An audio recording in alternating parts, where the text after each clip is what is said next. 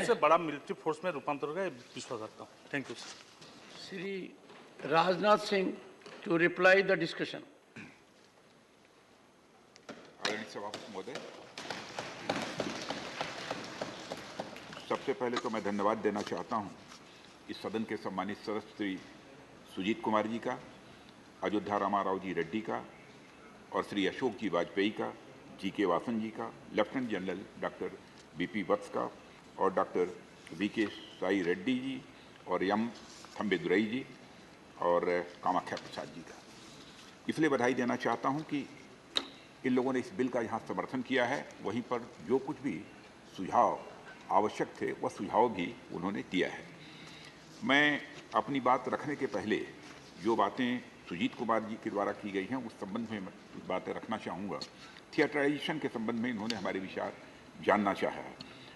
मैं समझता हूँ कि थिएटराइजेशन एक अलग सब्जेक्ट है और इस संबंध में अभी कुछ कहना यह प्रीमेच्योर होगा, लेकिन इतना मैं जरूर आश्वस्त करना चाहता हूँ कि यदि थिएटराइजेशन होता है तो यह हमारा जो एक्ट है तो एक सामान्य नोटिफिकेशन के द्वारा, एक सामान्य अधिसूचना के द्वारा यह जो है हमारा जो थिएटर कमांड होगा उस पर भी यह प्रभावी होगा, यह मैं जानकारी देना चाहता हूँ। और हमारे रामा रेड्डी जी ने मैरीटाइम सिस्टम और एजेंसी के क्लोज कोऑर्डिनेशन की बात उन्होंने कही है। मैं इतना आश्वस्त करना चाहता हूँ सदन को, सभापति महोदय आपके माध्यम से, कि हमारा मैरीटाइम इंटरेस्ट पूरी तरह से प्रोटेक्टेड है। इस सदन को उसकी चिंता करने की कोई आवश्यकता नहीं है। और यह भी मैं आश्वस्त करना चाहता हूं कि हर प्रकार के वारफेयर के लिए हम पूरी तरह से तैयार हैं और यह तैयारी का सिलसिला लगातार आगे बढ़ता ही जा रहा है। यहाँ पर हमारे रेड्डी साहब ने कुछ और बातें कही हैं। वह कही है उन्होंने जनरली सपोर्टेड लो डिफेंस स्पेंडिंग के बारे में कहा है और वैकेंसीज इन आर्म्ड फोर्सेस के बारे में कहा है और नेशनल सिक्योरिटी स्ट्रेटजी के बारे में कहा है। मैं पहले भी कह चुका हूं सभापति महोदय और फिर से मैं अपनी बात को यहां पर दोहराना भी चाहता हूं कि भारत की सुरक्षा और आत्मसम्मान की रक्षा के लिए वित्तीय संसाधनों की हम किसी भी प्रकार की कोई कमी नहीं आने देंगे।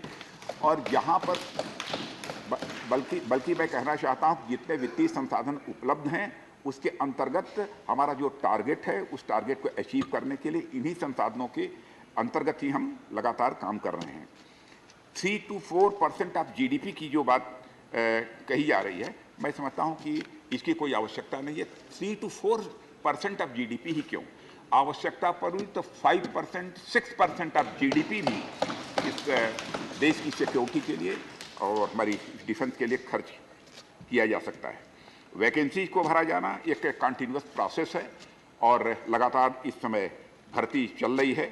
और नेशनल सिक्योरिटी स्ट्रेटजी का जहां तक सवाल है, मैं सदन को आश्वस्त करना चाहता हूं कि नेशनल सिक्योरिटी स्ट्रेटजी के संबंध में भी एप्रोप्रिएट लेवल पर इस समय हमारे यहाँ काम हो रहा है। अभी तक यह स्ट्रेटजी बन नहीं पाई थी, एक कंप्रहेंसिव स्ट्रेटजी जो होनी चाहिए नहीं बन पाई थी, लेकिन उस पर फिलहाल काम चल रहा है। थम्बेदुरई जी ने कुछ चीज़ें जानना चाहा है। एक तो सपोर्ट किया है इन्होंने इस बिल का, इसके लिए मैं धन्यवाद देना चाहता हूं। और ये उन्होंने एक तो फिशरमैन की बात उठाई है और island handed over to Sri Lanka should be brought back की बात कही है और Tamil Nadu system being start by Sri Lankan navy या कुछ ऐसा कही है।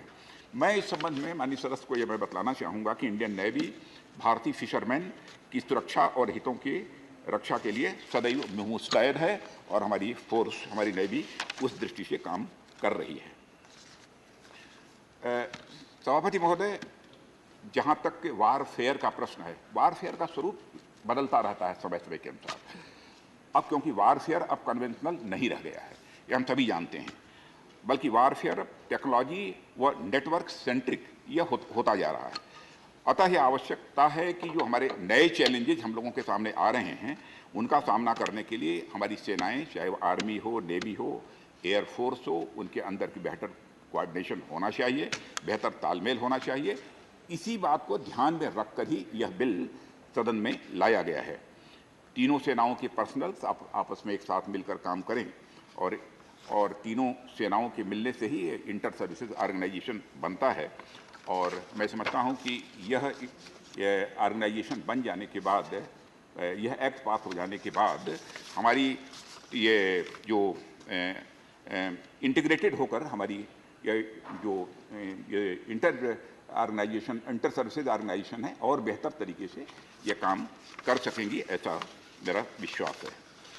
सभापति महोदय, मैं सदन को यह भी अवगत कराना चाहता हूं कि इस बिल के बारे में, जब यह बिल स्टैंडिंग कमेटी जो रक्षा विभाग की है उसके समक्ष विचाराधीन था, तो इस स्टैंडिंग कमेटी ने इतना कम्प्रिहेंसिव माना इस बिल को, अपने इतना परफेक्ट माना है कि स्टैंडिंग कमेटी ने रिकमेंड किया है और अपील की है दोनों सदनों से कि बिना किसी संशोधन के इसे सदन के द्वारा पारित किया जाना चाहिए। और मैं समझता हूं कि पहली बार ऐसा हुआ है कि स्टैंडिंग कमेटी ने रिकमेंड किया हो कि बिना किसी अमेंडमेंट के इसे पारित कर दिया जाए। और मैं धन्यवाद देना चाहता हूं सभी माननीय सदस्यों को कि बिना किसी अमेंडमेंट के वो इस बिल को अपना समर्थन दे रहे हैं। लेकिन जो भी उन्होंने सुझाव दिए हैं, उन सुझावों पर भी जो हमारे व्यू पॉइंट हैं उनको मैंने इस सदन के समक्ष रखा है। और आगे जो जो भी सुधार की आवश्यकता होगी, जो भी, क्योंकि रिफॉर्म्स एक कंटिन्यूअस प्रोसेस है, ये चलता ही रहता है।